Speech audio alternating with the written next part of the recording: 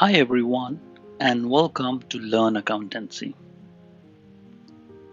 In this session, we will be learning about the macro and micro business environment.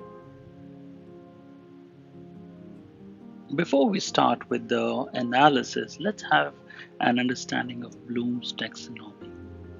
So this taxonomy basically stands for self-assessment, and this is where it starts. First of all, you will have to remember, recognize, and recall the facts. After that, you move on to the next stage of understanding the concepts. And then, once you have remembered and understood, you go and apply it to yourself. And then you can further analyze, what is good and bad in you. And then you can create evaluation on the information and ideas that you have obtained so far. And finally, you combine all that to create paths to make a new whole habit or any new thing. So if you look at here, the self-assessment chart, how am I comprehending? So you can see it starts here. I don't get it initially. Then you can see I think I get it, but I'm still wrong, getting some problem. I understand it, and finally I understand it and could teach it to someone else. So that is how you can see how the self-assessment works. And then if you see the same thing, you can apply it and you can move ahead and create your own findings, your own, theories and all. So that is basically one way of analyzing. With that, we also have to learn how to analyze the businesses. So let's have a look at how we can analyze the business. In a similar way, we can also analyze the business and first understand its environment and the boundaries that separates the business from its environment. So you can see that the circles here, shows different levels of operations. Like you can see strategic level, tactical, and operational levels. Okay, and here you can see is basically the inputs into the business, and this is where basically it is being processed. Okay, and then you can see this is the product, the finished goods or services. So this is basically here to explain you that what all things are involved, in executing our operation. So open system theories explains the organization and all subdivision take in and transform resources into a service product which is purchased, utilized by a larger system. All parts are interdependent, including the larger environment in which the organization is embedded. So here comes the environment. We can see the macro, meso, and micro. So the macro environment is basically which affects the whole organization in that region equally. And whereas meso, you can see, is more about your competitors. And then micro is about the internal and a very close environment in which the business operates. So for our session, we will be having a look at what is a macro and what is a micro environment in more detail. So for this session, we will be learning what is basically the environment at micro level and then also at macro level. So we will be learning about these models in this session. We will not be looking at the total value chain for now. We can keep that for later. So here comes our first model, PESTEL. You can see it's an acronym which stands for PESTEL. And here you can see P is for political, E is for economic, S is social, T is technological, E is environmental, and L is legal. So let's have a look at each of these components now. First of all comes political legal regulations. You can see that political and legal regulation means that how much is there involvement of government for your business. policy direction. Are there any new policies that direct how the business should be operated? And what are the political risks? A change in government, what if the new government come and then they implement new policies? How will it affect us? We will be able to cope up or not? So this is basically all the political things that affect all the businesses in the environment same at simultaneously.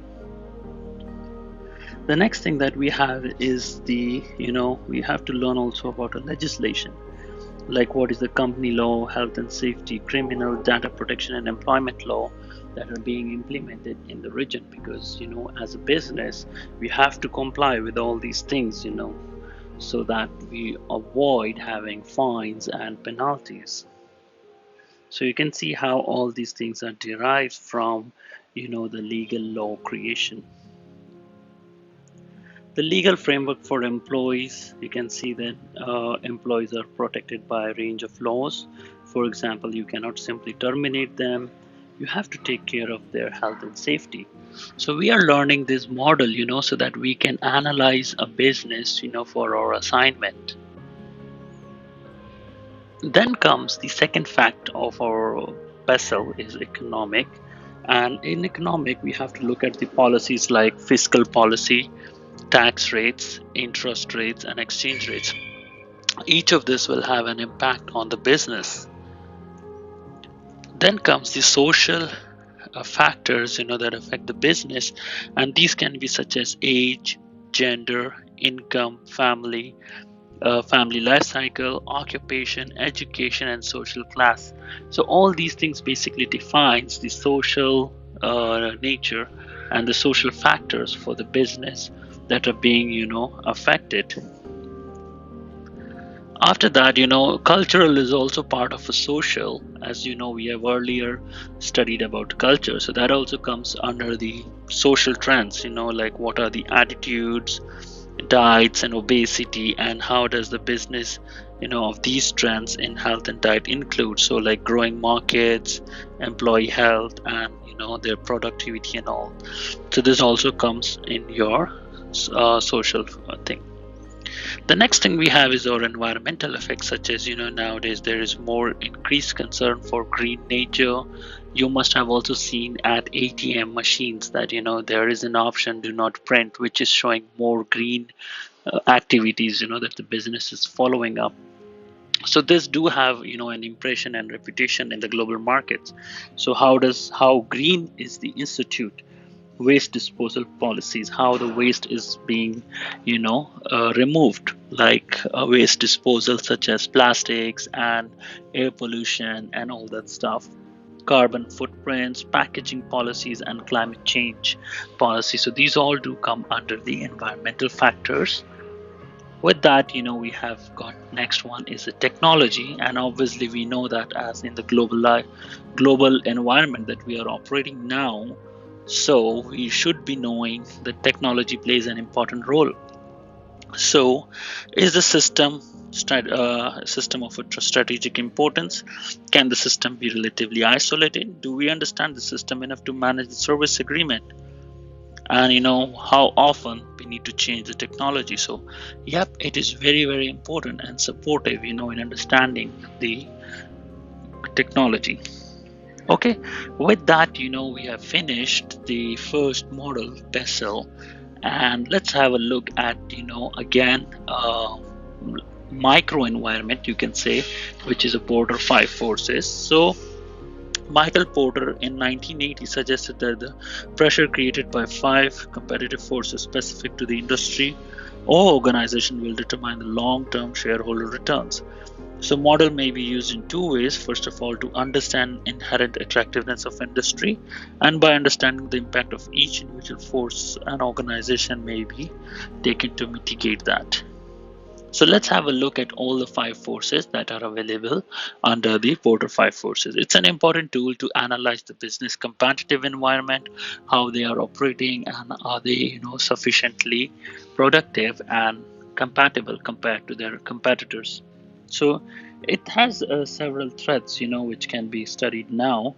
The strategic position is defined on the basis of the different threats that the businesses do have. For example, Threat of a new entrance. How likely is that there will be a new business entering into your market? If they do come, will they be able to survive? How much cost, fund are required? Can they basically compete you or not? The next thing, you can see the bargaining power of buyers. That means how powerful are your buyers?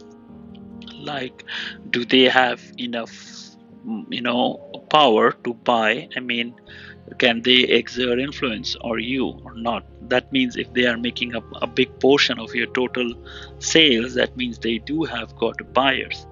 Now imagine, like, for example, you are selling water bottles, and then 70% of your sale is just to one customer. That means they can exert power. They have got some influence or some power now on you, because they can definitely affect you if they stop buying from you, because that makes up 70% of your sales. Then how is the competition in the environment? Are there more suppliers same like you or less?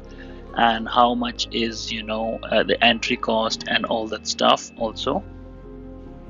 Bargaining power of suppliers mean that how much of purchasing you're doing from a single supplier. That means if you're again relying 70 to 80% on a single supplier, that means they can exert force on you, because they are the single supplier that you buy most of the things from.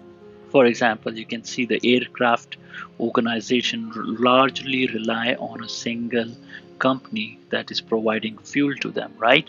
So in that case, the fuel companies can exert power on the aircraft companies. So you can understand that how the power of suppliers play an important role in understanding the strategic position.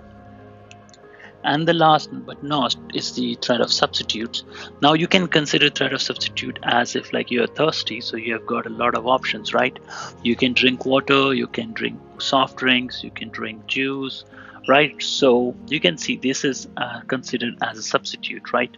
So how many substitutes are available for your product in the market can also be significant.